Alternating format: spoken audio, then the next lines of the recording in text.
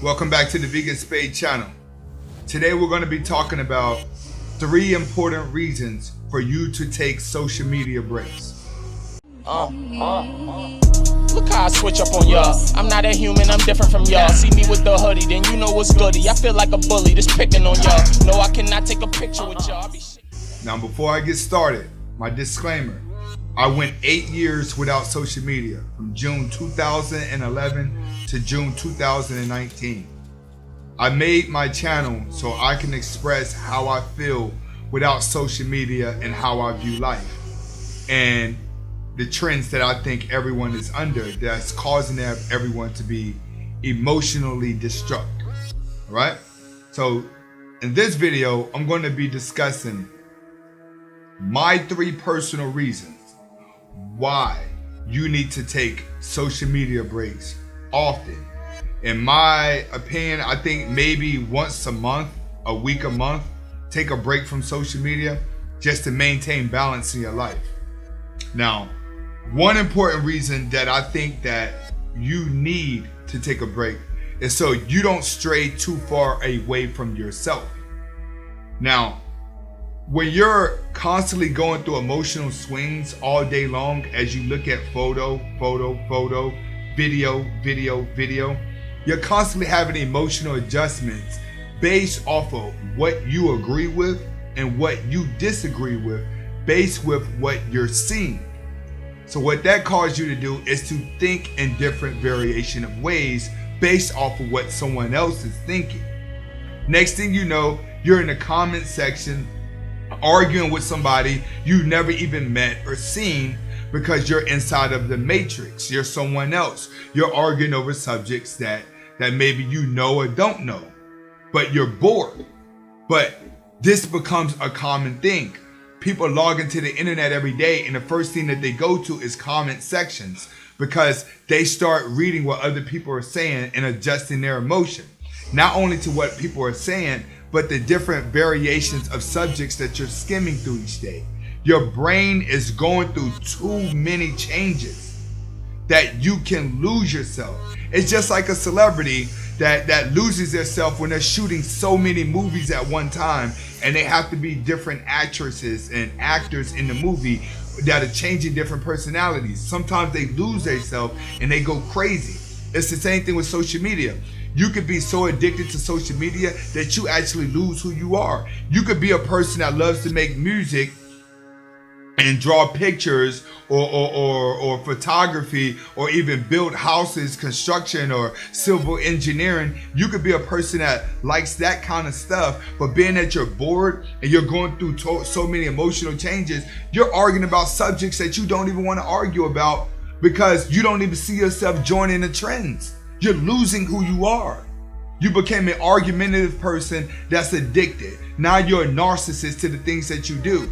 So you forget, oh man, I really like art. I really like this. I really like this. Now I'm on the internet arguing about racism again. I'm arguing about this celebrity again. I'm arguing about these tragic things that are happening again. And you're having so many different moods that you're pulling yourself away from who you really are, that when you lose yourself, it's hard to get it back. So you must disconnect yourself from social media and allow your brain to stop moving this fast, to slow it down and get your attention span back longer.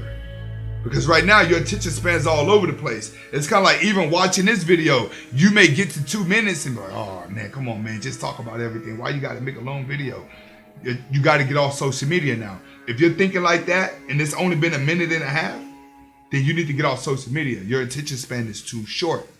Now, the second reason that I think this is the most important, and it's feeding off of that first reason, is for you to face reality, to become less emotional. See, the internet is making you emotional to things that you have no control over. When you take a break from social media, then you're able to sit outside of social media and you can look in and see like, man, majority of this stuff on the internet is made up. Fake emotions, fake feelings, fake storylines, fake tragic things, all for attention, all for views and likes. You've been getting emotionally attached to things that's been scripted for you to feel emotional. It hasn't even been real events that are happening.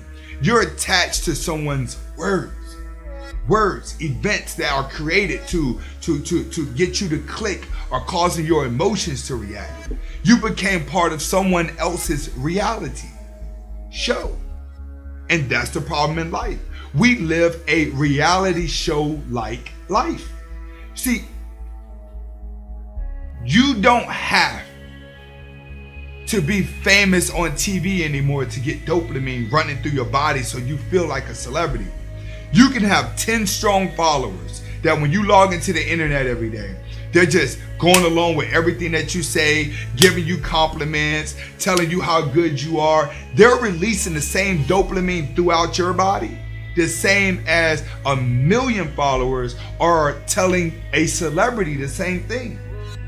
So a person that has 1 million followers okaying with everything that they're doing is getting the same amount of dopamine released throughout their body to make themselves feel good as someone with 10 followers. So nowadays, you have regular Joes that sit in the house that have the ego of a celebrity based off of 10 people. Because that's what they really want to hear. It releases the dopamine. That if those 10 people were to go to 7, they'll start getting worried, like, oh my God. Because they start looking at it like it's less dopamine. Oh, it's less people. Oh man, I was used to this. Now I got 8 people now, only 5 people following me. It's the same thing with a celebrity. When they had 1 million fans, now they don't even have 10,000 fans. They start losing their mind. They're going crazy when they're falling off because it feels like their drug is running out. You know, if you're addicted to crack and you start getting down to that last little crack rock, you're going to start feeling a certain type of way. Now you got to start thinking like, all right, how do I get more crack? How do I get more crack? It's the same thing if you got a marijuana addiction. When you get down to that dime bag, you're thinking, all right, got to call the weed man, got to get it going, got to get this, got to hear it. Why? Because you have a certain amount that you smoke. You have a certain amount of dopamine that's been released to your body. You have become an addict to the addiction of the dopamine through your body. So the less people that are releasing dopamine to you, it's an addiction. Now you need it. So now that's why you see celebrities doing weird things for attention. But you got average Joes that are putting their life on the line for attention because of that dopamine. When you take a break away, put yourself through that withdrawal. Fight through that withdrawal. Take your phone and throw it away for a couple of days. Just take it and put it somewhere. Block out all of it. Go through that withdrawal and not being on so you break through, so you open your brain up and your brain thinks a little bit more clearer. That's why you have to take that break to allow you to break that dopamine spell and come back to reality so you can think clearly as you move forward in life. That's what you're going to have to do. That's one of the reasons why you have to take that break. Now, my third and final reason is when you remove yourself away from social media, you're going to increase your energy as a person, which is the energy that you put off. Your energy is going to become a force field to you. The less you're on social media, the more powerful your energy is. Because the more you're on social media, the more of your soul's going to be drained from all the emotional changes that you're facing, living someone else's reality and the reality that you have created for yourself online. All that is going to age you very, very fast. All right, think about it. Let's say you're a parent, right? You got to wake up and adjust your emotions to your kids. That's soul draining. Now, if you have to go to a job that you do not love, that you're just working because you have to take care of the kids that are draining your soul, your job's going to drain your soul too. Now you have a spouse. You, her, or you and him have been so used to being around each other all the time that you need a break. But based off the lifestyle that you have, you would never get a break from each other. But y'all need a break from each other, or you need a break from the things where all your stress is at, which is normally kids. But either way, you have been getting your soul drained just off the basic things that you're doing in life. We're not even including social media. Social media takes on a whole nother world. Now imagine if you're already doing that stress as an adult, Plus you're on social media every day and your emotions are going all over the place. This is what's causing people to go crazy. This is why people are on the edge. They got stresses at home that they got to deal with, balancing the stress of life that's on social media from their emotions changing every day. You have to take a break from that stuff to clear your brain out, to allow your energy to get better.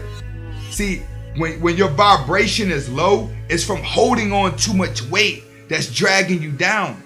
When you release social media, that's part of your conscious, that's part of your energy that starts going back up, because social media, believe it or not, brings in 10 times the amount of vibrations that drop you more than your child.